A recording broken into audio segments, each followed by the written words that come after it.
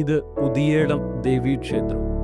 ആക്രമണ ഭീതി മൂലം കൊട്ടാരത്തിന് പുതിയ ഇടം തേടാൻ കൊച്ചി രാജാവ് നിർദ്ദേശിച്ചപ്പോൾ കണ്ടെത്തിയതാണ് ഈ പ്രദേശം. അതിനാൽ ഈ സ്ഥലത്തിന് പുതിയേടം എന്ന പേര് കൈവന്നു. പിന്നീട് പുതിയേടം എന്ന പേര് കേരളത്തിലാകമാനം പ്രശസ്തമായി. പണ്ട് ടിപ്പു സുൽത്താൻ്റെ കാലത്ത് അവരെല്ലാ പ്രദേശങ്ങളെയും ഇങ്ങനെ ആക്രമിച്ചുകൊണ്ട് ടിപ്പുവിൻ്റെ ആക്രമണം ഭയന്ന് നാനാഭാഗങ്ങളിലേക്കും ജനങ്ങൾ ചിതറി ഓടുന്ന ആ സംഭവം ഉണ്ടല്ലോ. ആ കാലത്ത് ഈ കൊച്ചി രാജാവ് ആയിരുന്ന ആള് തൻ്റെ പ്രജകൾക്ക് വേണ്ടി ഒരു പുതിയ സ്ഥലം അന്വേഷിച്ച് കണ്ടുപിടിക്കാനായിട്ട് തൻ്റെ ഭൃത്യന്മാരോട് ആവശ്യപ്പെടുകയും അവർ വന്ന് കണ്ടെത്തിയ സ്ഥലമാണ് ഈ പുതിയ ഇടം എന്നുള്ള അർത്ഥത്തിൽ പുതിയേടം എന്നുള്ള സ്ഥലത്തിന് എന്ന പേര് ഈ സ്ഥലത്തിന് വന്നത്. അങ്ങനെയാണ് പുതിയേടം എന്നറിയപ്പെടുന്നത്.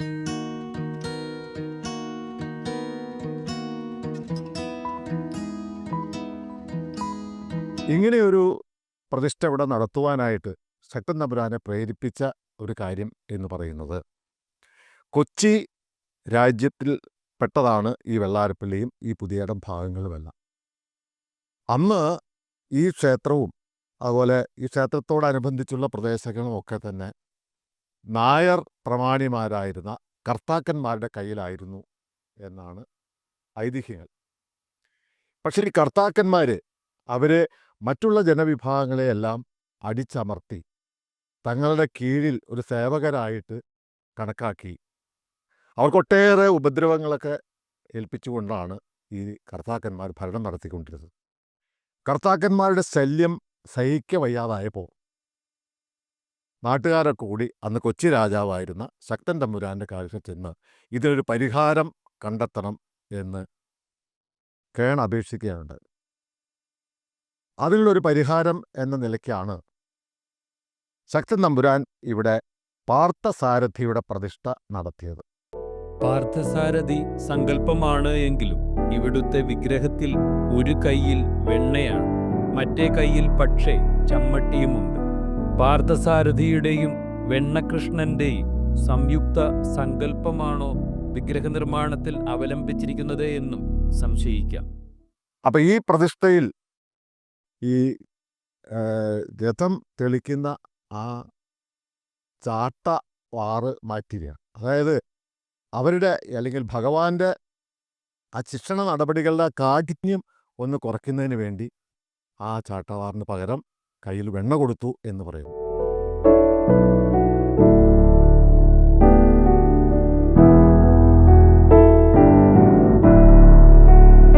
പുതിയടത്തിരിക്കുന്നത് പാർത്ഥസാരഥിയാണ്.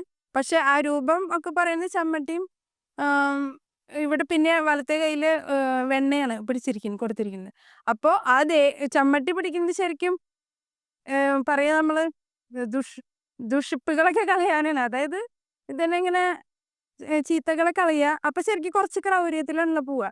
പക്ഷെ വെണ്ണ ചെല്ലുമ്പോൾ ആ ഒരു വെണ്ണയുടെ സന്തോഷം, ചീത്തകൾ അങ്ങനെ പോട്ടെ, വെണ്ണ ആ ഒരു സന്തോഷത്തോടു കൂടി ഇരിക്കണമെന്നാണ് എൻ്റെ ഒരു വിശ്വാസം. കേട്ടിട്ടുണ്ട് അങ്ങനെ. അതായത് സന്തോഷത്തോടു കൂടി ഇരിക്കുന്ന ഉണ്ണിക്കണ്ണൻ ഇവിടെ അമ്പലത്തിൽ. ശരിക്കും പറഞ്ഞ പാർത്ഥസാരഥിന് ചമ്മട്ടിയും കോലും പിടിച്ചിട്ടുള്ള രൂപമാണ് പറയുന്നത് കേട്ടിട്ടുള്ളത്. എങ്കിലും ഈ കയ്യിൽ വെണ്ണയുണ്ട്, ഈ കയ്യിൽ ചമ്മട്ടിയും, അങ്ങനെയാണ് ഇവിടുത്തെ രൂപമുള്ളത്. ഇടപ്രഭുക്കന്മാരായിരുന്ന കർത്താക്കന്മാരായിരുന്നു അക്കാലത്ത് വെള്ളാരപ്പിള്ളി കൈവശം വെച്ച് വാണിരുന്നത്. ക്ഷേത്രത്തിന്റെ വടക്കും തെക്കും ഭാഗത്ത് കോവിലകങ്ങൾ പണിതീർത്തപ്പോൾ ഈ ദേശത്തെ ഭഗവതി ക്ഷേത്രവും കോവിലകത്തിന് കൈമാറി.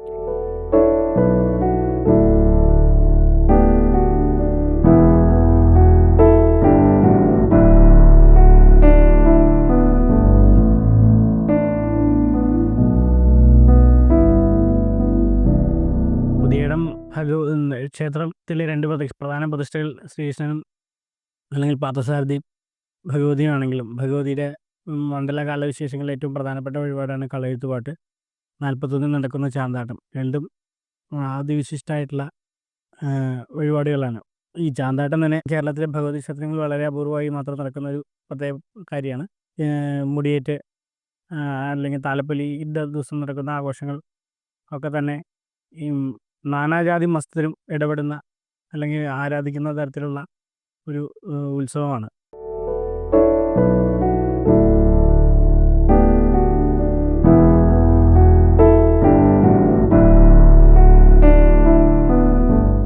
ഇന്നത്തെ വിസ്മയ കാഴ്ചകളിൽ ഏറെ വിസ്മയമുണർത്തുന്ന ഒന്ന് പുതിയേടം ദേവീക്ഷേത്രത്തിൽ പണ്ടുകാലത്ത് നടന്നു വന്നിരുന്ന തൂക്കം എന്ന ചടങ്ങ്. എന്താണ് തൂക്കം? 60 ദിവസത്തെ കഠിന വ്രതമെടുത്ത് പുറംഭാഗം ചവിട്ടിത്തിരുമ്മി അവിടെയുണ്ടാകുന്ന തഴമ്പിൽ ആണിയടിച്ചു കയറ്റി അതിൽ കൊളുത്ത് ഘടിപ്പിച്ച് അതിൽ വടം കെട്ടി മുകളിലേക്ക് വലിച്ചുയർത്തി തൂക്കച്ചാടിൽ തൂങ്ങിയാടുന്ന ആളുമായി ക്ഷേത്രത്തിന് ചുറ്റും പ്രദക്ഷിണം വെക്കുന്ന വളരെ വ്യത്യസ്തവും അത്ഭുതാവഹവുമായ ഒരു ചടങ്ങാണ് തൂക്കം. ഞങ്ങള് ഇവിടെ അമ്പലമായിട്ട് ഞങ്ങളുടെ കുടുംബത്തിന് ഇപ്പൊ കൊണ്ടുവന്ന കുടുംബത്തിന് അഭേദ്യമായ ഒരു ബന്ധമുണ്ട്. കാരണം പറഞ്ഞാൽ ശക്തൻ തമ്പുരാന്റെ നാടാണല്ലോ ഇത്. അപ്പൊ അവിടുത്തെ കുടുംബത്തിലും സേനാനായകന്മാരും കാര്യങ്ങളൊക്കെ ഉണ്ടായിരുന്ന ഒരു സ്ഥലമാണ്. എന്താ പറയാ, എനിക്ക് അങ്ങനെ തിരിച്ചു പറയാൻ പറ്റുന്നില്ല. അപ്പൊ അവിടുത്തെ ഒരു ഞങ്ങളുടെ കളരി ഉണ്ട് ഞങ്ങള് പറഞ്ഞു വന്ന കുറുപ്പാണ് ഞങ്ങള് ശരിക്കും കളരിക്കുറുപ്പ്. അപ്പൊ അവിടുത്തെ മുത്തശ്ശൻ, ഞങ്ങളുടെ ഒരു മുത്തശ്ശൻ ഇവിടുത്തെ നമ്മുടെ ശക്തൻ തമ്പുരാന്റെ ക്ഷേത്രത്തിൽ ആ ഒരു ഇതിൽ പെട്ടിട്ടുള്ള കരയിൽ പെട്ടിട്ടുള്ള ഇവിടെ ആയുധകലകളൊക്കെ കൂടുതലുണ്ടല്ലോ. അപ്പൊ അവരുടെ ഞങ്ങളുടെ വൈദ്യവും ആയോധന കലയും ഉണ്ടായിരുന്ന കുടുംബമാണ് ഞങ്ങളുടെ കുടുംബം. അപ്പൊ ഇവിടുത്തെ എല്ലാ ഇവിടേക്ക് തൂക്കത്തിന് വരുന്ന ആൾക്കാർക്ക് തിരുമ്മലും കാര്യങ്ങളൊക്കെ ഉണ്ടാവില്ലേ, അപ്പൊ പറഞ്ഞിട്ട് കേട്ടിട്ടുള്ളതാണ്. അപ്പോൾ അവർക്ക് വേണ്ടിയിട്ടുള്ള എണ്ണയും കുഴമ്പും പിന്നെ അവിടെ തിരുമ്പണ ആൾക്കാരും ഞങ്ങളുടെ തറവാട്ടിൽ നിന്ന് വന്നിരുന്ന ചെയ്തിരുന്നെന്ന് അച്ഛനൊക്കെ പറയുന്നത് കേട്ടിട്ടുണ്ട്. ഈ ക്ഷേത്രത്തിലെ വിസ്മയകരമായ പ്രാർത്ഥനാ രീതികളെയും വിശ്വാസ സങ്കല്പങ്ങളെയും കുറിച്ച് നാം മുൻപ് സൂചിപ്പിച്ചിരുന്നു. തൂക്കം എന്ന ചടങ്ങിന്റെ ഉള്ളറകളിലേക്കാണ് നാം യാത്രയാകുന്നത്. ഇളവൂർ തൂക്കം എന്ന് പറയുന്നതിനെ കുറിച്ച് കേട്ട് കാണുമല്ലോ. അതായത് ഈ ഒരാളെ 41 ദിവസം വ്രതമെടുത്ത് അയാളെ ഒരു ആണിയിൽ ഇങ്ങനെ തൂക്കിയെടുത്ത് അമ്പലത്തിന് ചുറ്റും ഇങ്ങനെ പ്രദക്ഷിണം വയ്ക്കുന്ന ഒരു ചടങ്ങാത്. അതിവിടെ ഈ പുറത്ത് ഇങ്ങനെ തിരുമ്മി ആ തയമ്പ് വരുത്തി ആ തയമ്പിലേക്കാണ് ഇരുമ്പിൻ്റെ കൊളുത്ത് കുത്തിയിറങ്ങുന്നത്. പുതിയേടം കോവിലകത്തെ വേട്ടക്കാരന്റെ മുന്നിൽ നിന്നാണ് തൂക്കം നടത്തിയിരുന്നയാളെ എഴുന്നള്ളിച്ചു കൊണ്ടുവന്നിരുന്നത്. ഒരു പറ നെല്ലിന് 12 അണയുണ്ടായിരുന്ന കാലത്ത് തൂക്കക്കാരന് 15 രൂപ പ്രതിഫലം കൊടുത്തിരുന്നു. ഇതുകൂടാതെ 35 ദിവസം ഇടങ്ങഴിച്ചോറും തിരുമ്മൽ കുഴമ്പും വേറെയും കൊടുക്കും. 28 ദിവസങ്ങൾക്ക് മുൻപ് തിരുമ്മൽ തുടങ്ങണം. തൂക്കം കഴിഞ്ഞ് 7 ദിവസം കഴിഞ്ഞേ തൂക്കക്കാരൻ പുറത്തു വരും. ആകെ 35 ദിവസത്തേക്ക് 35 ഇടങ്ങഴിച്ചോറ്. അതിൻ്റെ അവശേഷിപ്പുകൾ ഇപ്പോഴും ഈ ക്ഷേത്രത്തിലുണ്ട്. ഇപ്പം നിങ്ങൾക്ക് നോക്കിയാൽ കാണാം, ആ ക്ഷേത്ര ഊട്ടുപുരയിൽ അങ്ങേയറ്റത്ത് ആ ക്ഷേത്രത്തിൻ്റെ തൂക്കച്ചാട് അവിടെ ഇരിപ്പുണ്ട്. അത് നമുക്ക് കാണാം. അത് അന്ന് തൂക്കം നിർത്തി കഴിഞ്ഞപ്പോൾ അവിടെ എടുത്തു വച്ചിരിക്കുന്നതാണ്. തൂക്കം നിന്നു പോകാനുള്ള കാരണം ഈ തൂക്കം നടത്താനായിട്ട് അന്നൊക്കെ ആൾക്കാർ മത്സരമായിരുന്നു. കുറേ കാലം കഴിഞ്ഞപ്പോൾ ഈ തൂക്കം നടത്താനായിട്ട് ആളുകൾ വരാൻ തയ്യാറാകാതെ വന്നു. ഒരിക്കൽ തൂക്കം നടത്താമെന്ന് ഏറ്റിരുന്ന ആൾ തൂക്കത്തിൻ്റെ അന്ന് അപ്രത്യക്ഷനായി. അത് ഭയം കൊണ്ടാണോ എന്താണോ എന്നറിയില്ല. അതോടുകൂടിയാണ് തൂക്കം അവസാനിച്ചത്. കാഞ്ഞൂര് ദേവാലയത്തിലെ പുണ്യവാളനും പുതിയേടം ദേവീക്ഷേത്രത്തിലെ ദേവിയും ആങ്ങളയും പെങ്ങളുമായിരുന്നു എന്ന ഒരു സങ്കല്പം ഏറെ വിസ്മയമുണർത്തുന്ന ഒന്നാണ്. പുതിയേടം ക്ഷേത്രത്തിൻ്റെ കഷ്ടി 1/2 കിലോമീറ്റർ വടക്ക് മാറിയാണ് കാഞ്ഞൂർ സെൻറ്റ് സെബാസ്റ്റ്യൻസ് പുണ്യവാളൻ്റെ തിരുനാൾ. ഈ പള്ളിയും ഈ ക്ഷേത്രവും തമ്മിൽ എന്തോ അടുത്ത ഒരു ബന്ധം ഉള്ളതായിട്ടാണ് ഇവിടുത്തെ ആളുകൾ വിശ്വസിച്ച് വരുന്നത്. ഇവിടുത്തെ ക്രിസ്തീയ സഹോദരന്മാരായാലും ഹൈന്ദവ സഹോദരന്മാരായാലും ഒക്കെ തന്നെ ഈ കാഞ്ഞൂർ പുണ്യവാളനും പുതിയേടത്ത് ഭഗവതിയും തമ്മിൽ ഒരു എന്തോ ബന്ധം ഉള്ളതായിട്ട് അവർ വിശ്വസിക്കുന്നു. ചരിത്രപരമായ അതിന് അടിസ്ഥാനങ്ങളൊന്നും നമ്മുടെ പക്കൽ ഇല്ലെങ്കിൽ കൂടിയും ഒരു കാര്യം നമുക്ക് വളരെ ഉറപ്പിച്ച് പറയാൻ കഴിയും. അത് മറ്റൊന്നുമല്ല, ഈ നാടിൻ്റെ മതസൗഹാർദ്ദത്തിന് ആ ഒരു വിശ്വാസം വലിയ സംഭാവനയാണ് നൽകിയിരിക്കുന്നത്.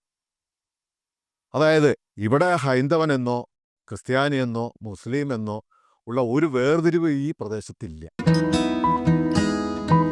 കാഞ്ഞൂർ പള്ളിയിലെ പ്രദക്ഷിണം പുതിയേടം ദേവീക്ഷേത്രത്തിന് മുൻപിലെത്തുമ്പോൾ നട തുറക്കുകയും ദേവിയും പുണ്യവാളനും മുഖാമുഖം കാണുകയും ചെയ്യുന്നു എന്ന സങ്കല്പം ഇന്നും നാട്ടുകാർ വളരെ ആഘോഷപൂർവ്വം ഇവിടെ നടത്തിപ്പോരുന്നു.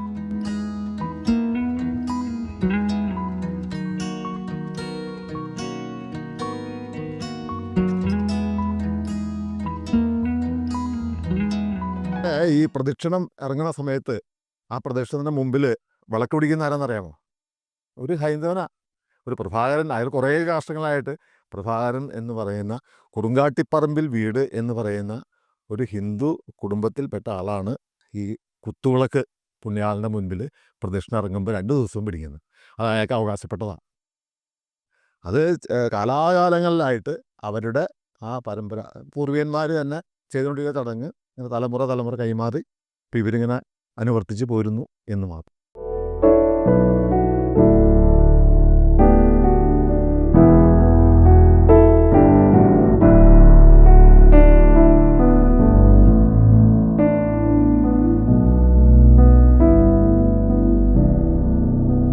കാഞ്ഞൂരെ പുണ്യവാളനും പുതിയേടത്ത് ദേവിയും ആങ്ങളെയും പെങ്ങളുമാണെന്നുള്ള ആ വലിയ സങ്കല്പം മതസൗഹാർദ്ദത്തിന് കുറച്ചൊന്നുമല്ല ഈ നാട്ടിൽ സംഭാവനകൾ നൽകുന്നത്. പുതിയേടം ക്ഷേത്രത്തിലെ തൂക്കം എന്ന ചടങ്ങ് ഇന്ന് നടത്തപ്പെടുന്നില്ല എങ്കിലും ഇന്നത്തെ കാലഘട്ടത്തിൽ തൂക്കം എന്ന ചടങ്ങ് പ്രേക്ഷകരിലേക്ക് എത്തിക്കുവാൻ സാധിക്കുന്നത് ഒരു അത്യപൂർവ ഭാഗ്യമായി വിസ്മയക്കാഴ്ചകൾ കരുതുന്നു. പുതുവിസ്മയങ്ങൾ തേടി, പുതിയ നാടുകൾ തേടി, അപൂർവ കാഴ്ചകൾക്കായി ഞങ്ങൾ യാത്ര തിരിക്കുകയാണ്.